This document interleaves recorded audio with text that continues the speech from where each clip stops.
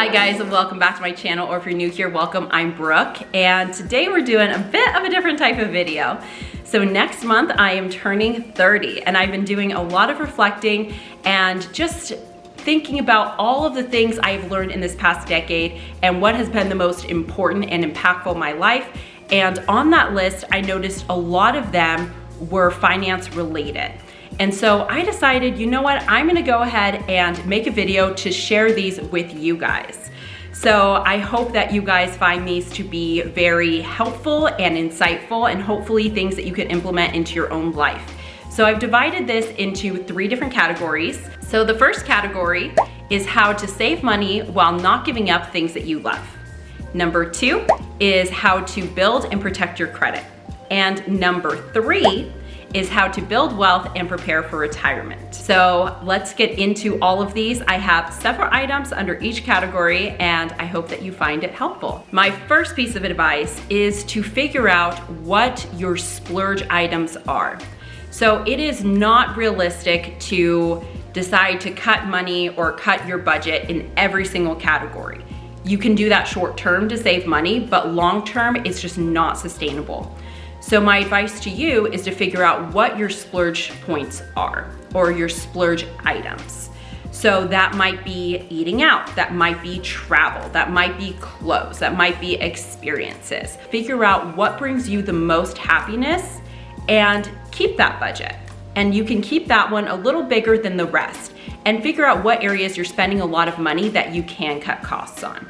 For example, if you're spending a bunch of money on Starbucks and getting coffee and drinks out, maybe you can figure out how to make your own at home. So if you like lattes, there are so many recipes online. It's actually really easy to make a latte. I taught myself how to make one because I realized this was one of the areas that I was spending a lot of money that wasn't really bringing me that much happiness. So just figure out what is most important to you and what is least important to you, and start cutting in the less important areas. That way you have more that you can save and put towards things that you actually care about. Number 2, maybe consider shopping generics.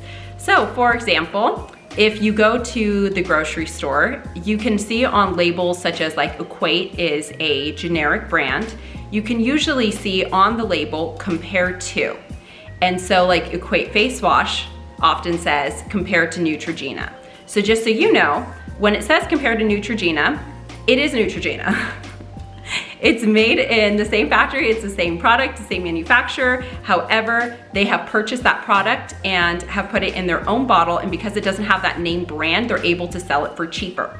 So if you've ever noticed like Neutrogena or Clean and Clear and an Equate brand, you look at the product in the clear bottle and they look the same, they are the same. Next, you can look up a lot of companies or stores also have a lot of the same brands that are sold in generic names. For example, at Costco, the Kirkland brand vodka is Grey Goose.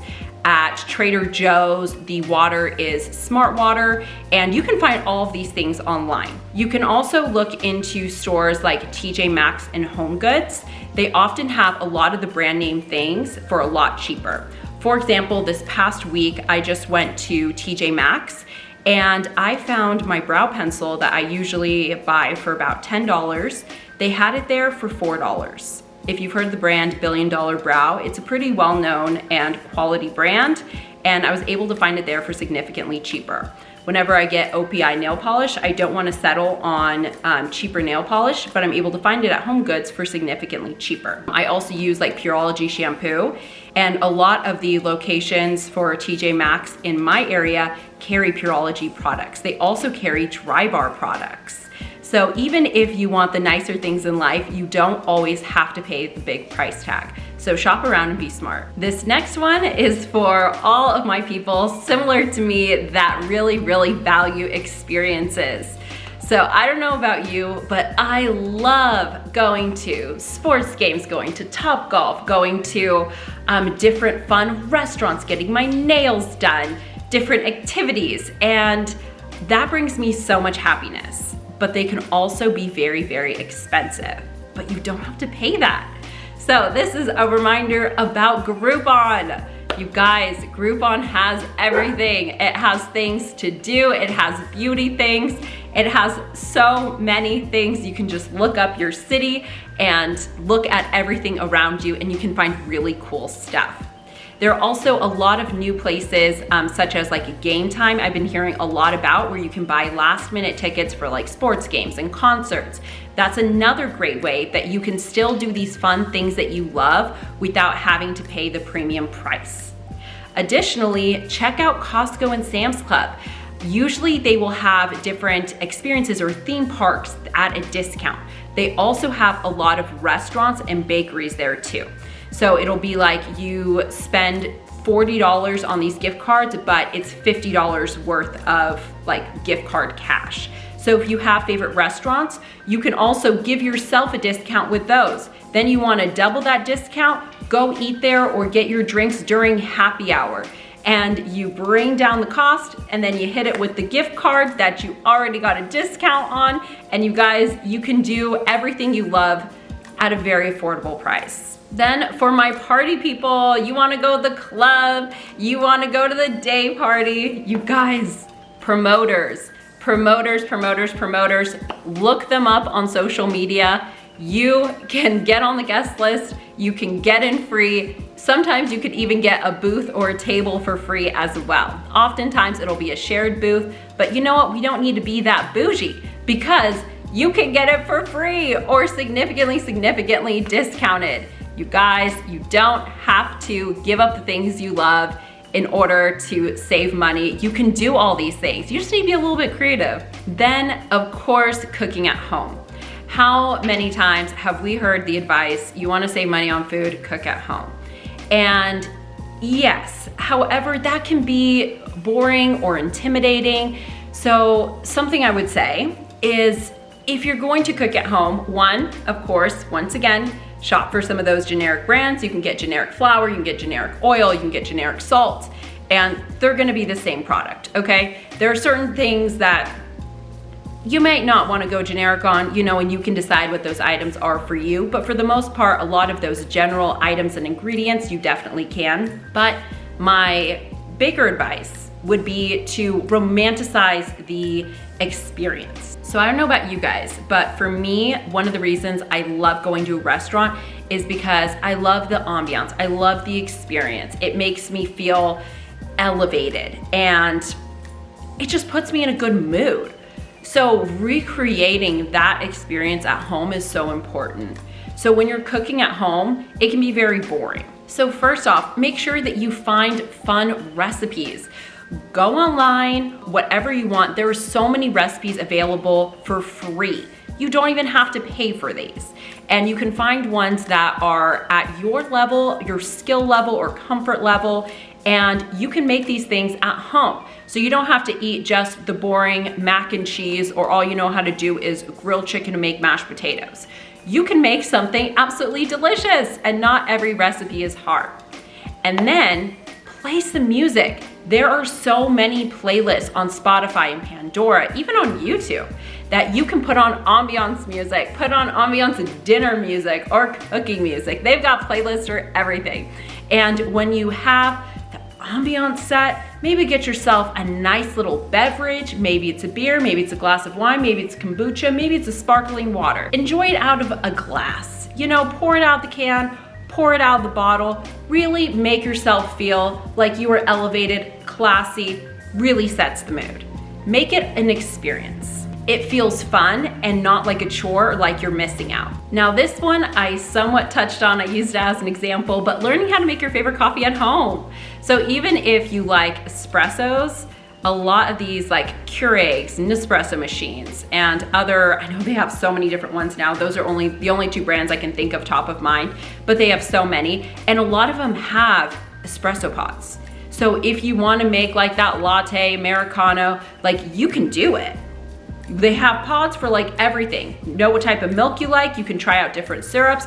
Super affordable. If you want to try flavored syrups, once again, you guys, Home Goods. They have them, the same ones they have in the grocery store, for significantly cheaper, and they have a lot of really fun flavors. So, other tip to save money. But learn how to make it at home. It is so easy. It is super quick, and in my opinion, it tastes just as good. And if it doesn't taste just as good, play around and find your favorite one. And this one is for those of you who are still in college. start paying off your student loans now. I know that there is a wait period before interest starts accruing, and when you're in school, interest does not accrue. However, you guys, once interest starts accruing, it accrues quickly, and you can very, very quickly end up with so much more debt than you started with, and even making minimum payments, it is going to take you forever to pay it off. If you start paying it off when in school and during those 6 to 12 months, depending on what your loan is, that after you graduate, that you're still not accruing interest, you are just paying down principal, which means the actual amount that you borrowed. So usually when you make a payment, unfortunately, at least for the first half of paying off your loan, majority of it goes to interest. So you still have that big full amount of the principal, the amount that you actually borrowed, that will continue accruing interest, and all you're chipping away is the actual interest. Usually it'll be something like $800 is interest and $200 goes towards principal. So your principal essentially is staying the same and is continuing to accrue that interest. So by you starting to make payments earlier on, you're chipping away at the actual principal so that there's less that's going to be accruing interest, and it will save you so much money long-term and help you pay off your debt so much faster. And the next topic, building and protecting your credit. So you guys, it is so expensive to have bad credit. If you have bad credit, you are getting such bad interest rates, whether it's on a car, on a house, whatever big purchase you are making, it will cost you so much to have bad credit. It is in your best interest to have good credit, and also you will have access to more credit building opportunities having good credit. So it's kind of a catch-22 where once you have bad credit, it's more expensive, and then you have less opportunities to improve it. So protect it from the get-go. So my first piece of advice here is to lock your credit. You can call the credit companies like Asurion, and you can lock your credit. Lock your credit, protect it, and then call in and unlock it when you want to make a big purchase and they need to run a credit check, and then lock it again. Make sure that no one has access to damage your credit, because once it's damaged, it is expensive, difficult in a process to get it repaired or to get those fraud situations taken care of. So just protecting yourself off the get-go is tremendously important. Next, let's talk about building credit. So this is one that my parents taught me, and it's amazing. So basically, did you know that your parents or even your grandparents or maybe older sibling can add you onto their credit card as an authorized user? And every time that they pay their bill on time, that impacts your credit positively. So you can start building credit without doing anything. And if they aren't comfortable with you having access to their money, they can sign you on as an authorized user. When the card comes in, they can keep it, they can shred it. You never actually have to use the card. You just have to be an authorized user. So your parents can add you on middle school, high school. Start building your credit, because it can also be hard to get good interest rates with no credit. So no credit is not necessarily good credit. No credit is more so bad credit, unfortunately, when it comes to getting your interest rates and things like that, because they don't have anything to really compare you against or validate your credibility with. So being able to build your credit early on is huge. However, one caveat with that is if the person that you are asking to add you on as an authorized user is not very good with paying their monthly payments, if they're not very responsible, don't do it, because it affects your credit one way or another. So if they are defaulting on their credit cards, if they're missing payments, that also affects your credit. So that can damage your credit. So the only thing worse than no credit is bad credit. So it's a fantastic option if you have someone responsible in your life that actually does pay their bills on time. Next, use credit cards. Get credit cards and use them. However, be careful. Do not overspend on these credit cards. So what I would recommend is every week, maybe every other week when you get paid, pay off the balance. So you want to use these credit cards to build up your credit. So if you're already buying gas, if you're already buying groceries, use a credit card and you get points, yay, but also it builds your credit when you are paying it off. So you can build your credit that way. Now, where people really start getting carried away is when they decide like, oh, I really want that, but I can't afford it, so I'll put it on the credit card.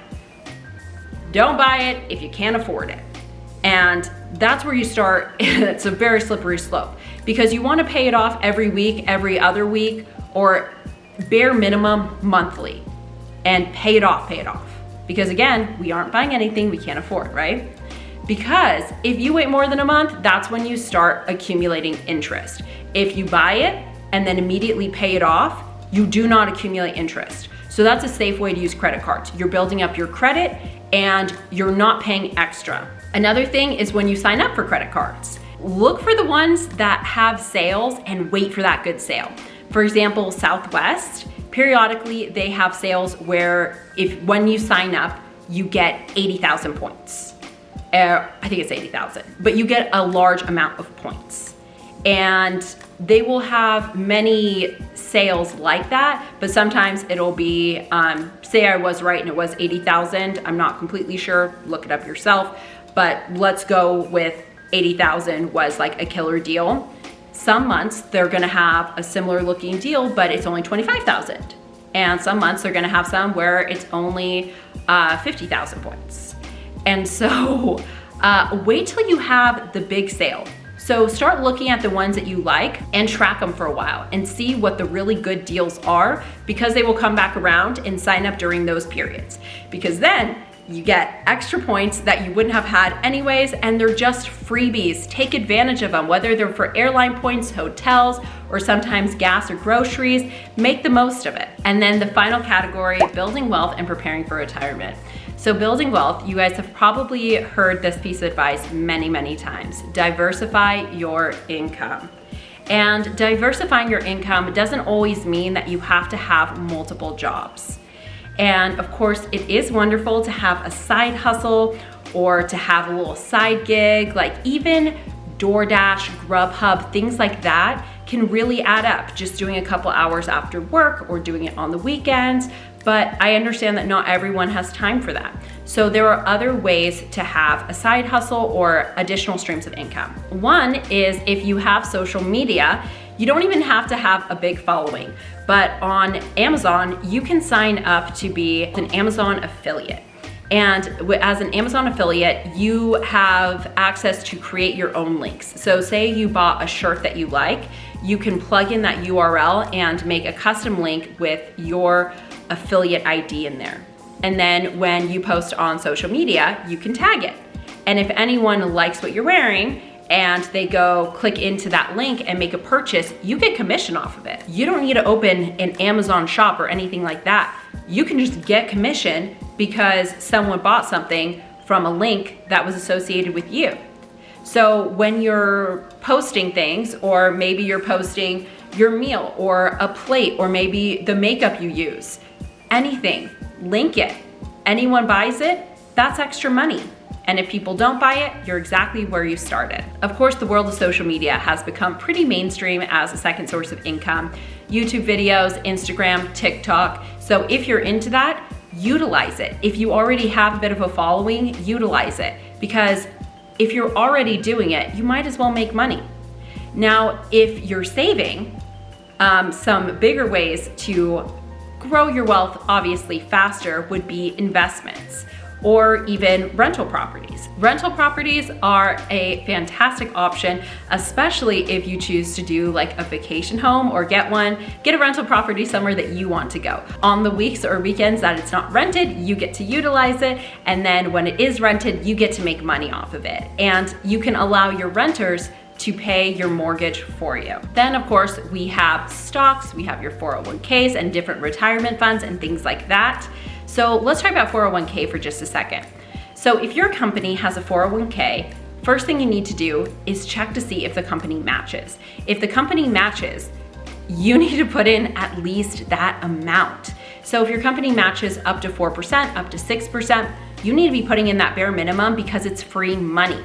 So for every dollar you put in, they put in the same amount up to 4%. So, or 6% or whatever it is. So whenever you see company matching, make sure you do at least that amount. Then go into your 401k account and utilize the different calculators. Put in when you want to retire and you can see how much money you would have by that amount of time and what your monthly payments would look like. So that would be your only source of income once you're retired. If you're happy with that, continue doing what you're doing. If you're not happy with that, start putting in a little more every month. The younger you start, the less that you're going to have to put in to reach that big amount because there are more years that you're contributing that amount. More years, more months, more paychecks, so it's going to build up faster.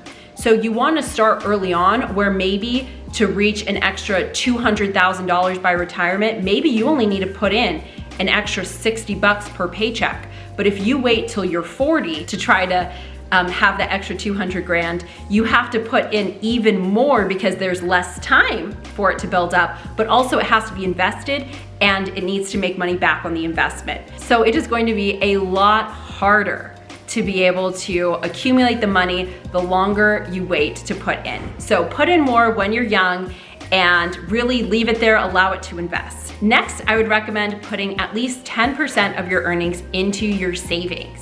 You always want to make sure that you have a rainy day fund because although you could take out of your 401k, you don't want to touch it. Please, please, please leave it. So you want a savings account and a healthy savings.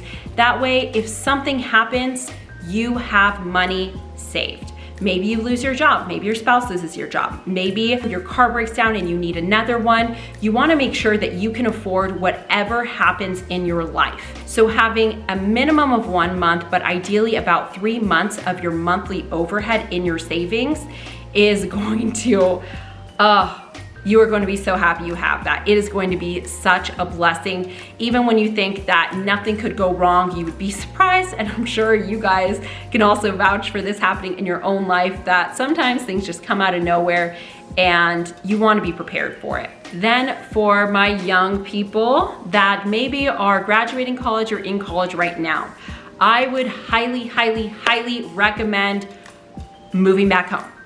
If your parents allow you to, if there's space, if that's an option, I understand that it is not for everyone. But if it is an option, move back home. And if it's not an option, move in with roommates. We do not need to be living glamorous right out of college. No one is expecting you to do that. No one's gonna be surprised that you're living with roommates or like, what the heck are they doing? I promise you, everyone is figuring their life out, and a focus should be one, keeping your finances low because your life is probably going to be in turbulence right now. You don't know what you're doing for the rest of your life. You are starting off with beginner pay, and you know, we need to start off with beginning overhead, okay? Keep your costs down because you guys save money. Save money, start putting it towards a house. If you don't have a car, start putting it towards a car. Start putting it towards your savings. Start putting it towards your dreams and everything that you want, but keep the overhead down. You don't need to be a homeowner right off the bat. If you can't afford that, excellent, but that is really a time to save. You are never going to have so little responsibility as you do today, and that goes for any age of your life.